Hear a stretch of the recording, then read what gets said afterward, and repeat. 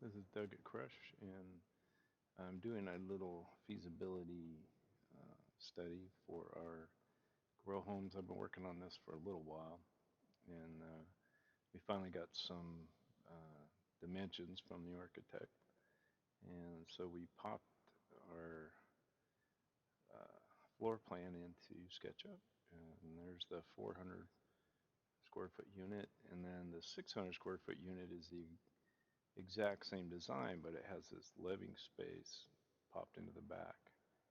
And so we just put it in there and created a model based on it. So 800 square foot looks like that. So it's just a longer version. It's basically the size of a mobile home trailer. It's 16 wide and let's see, we're 25, 37, so 49 feet long. And so basically, 16 by 50. And then the 1,200 square foot unit is another 400 square foot addition over here. And you can see it changes this configuration for the, and adds a closet there. And um, I don't really agree with that because I think that that space would be better utilized here in this bedroom. But this whole thing is supposed to be modular and configurable. So I think we do pretty much what we want. I think if we just put there's a pocket door here now, and I think that if we just left this door here and left this section open and made a back door to the back stairs over here, right there where that original door was, that this space, at least part of it could be used as a closet going this into this bedroom and then remove this closet and use this whole space for the bedroom. And I think that that would just be a better use of the space. But there's all kinds of things we could do. So the interior is pretty much can be whatever we want it to be except for these main walls that support the roof. And other than that, I think we could do pretty much just whatever comes to mind. So um, anyway, so this is in SketchUp. It's all of these sets of plans are just pictures, but they're all on the same level, so they kind of overlap each other as you move around. Um, but that was just kind of necessary in order to get them to all fit together. And then we, of course, did what we did before in our other video, and we just built the floor plan like so out of each set of plans.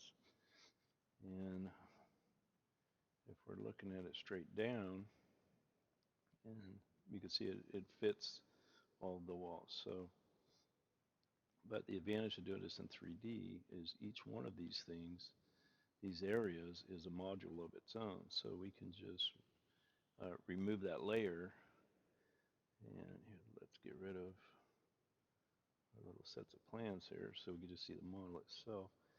And we can add or subtract anything that we want to.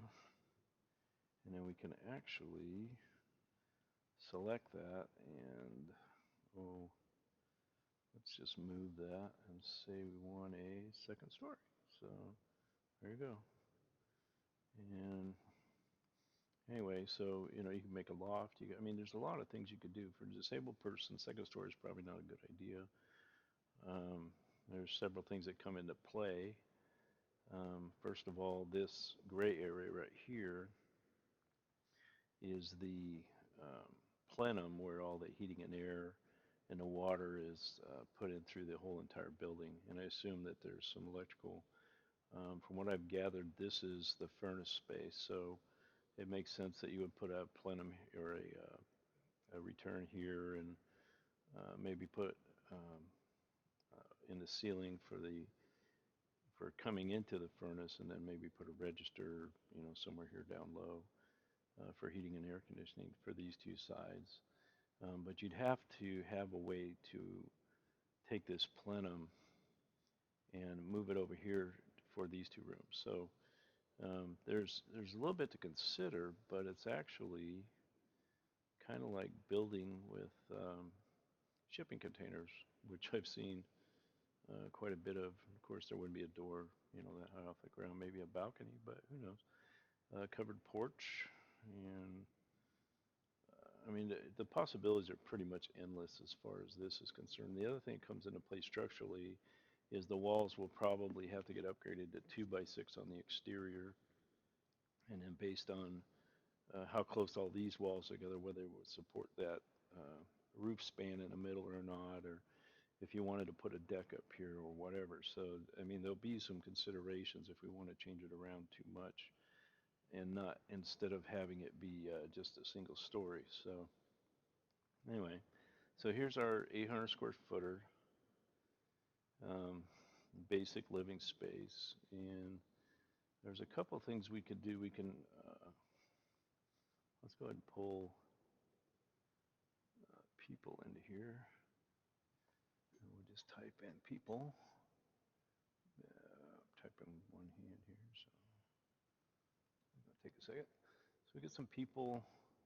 Here's Trent, this guy Trent. We could put him in here. We just drag him down into there, and you can see virtually, and he should face us no matter what direction we go in. So you can see, pretty much what the space is gonna be like. We can get to some 3D people. I'll work on that as well, but I just want to give you guys an idea of what's, the sizes of the spaces. This is definitely a small ADA project. It's designed for that. I think it's going to meet all of our needs because it's modular, because it's the ease of building compared to conventional building, and getting it up. The framing should already be done, so it's just a matter of pulling off the truck and standing it up. So hopefully all those things will work out just fine.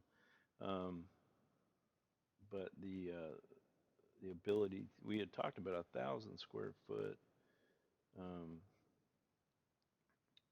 configuration, and I would think, so right now we have 800, so what we would do is take probably this unit with the closet, and let's just click there, and we'll copy it, and there you go.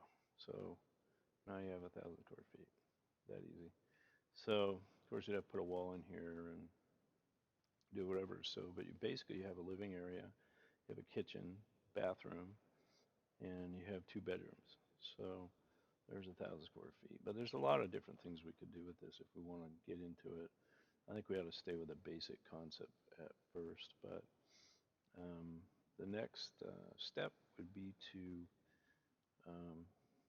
configure the space. I'm going to do a 1,200 square foot unit like this. I'm going to furnish it similar to what the architect has, not exactly, and then we'll take it from there. So anyway, so just kind of a little gimme of how things change.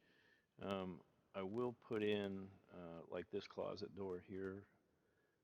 This is into the master bedroom, which is here, and I'll configure all that on another layer so we can just pop it in and out as we change the configuration. But for now, this is where we're at. If anybody has any questions, email me, and we'll get down to business. Thanks.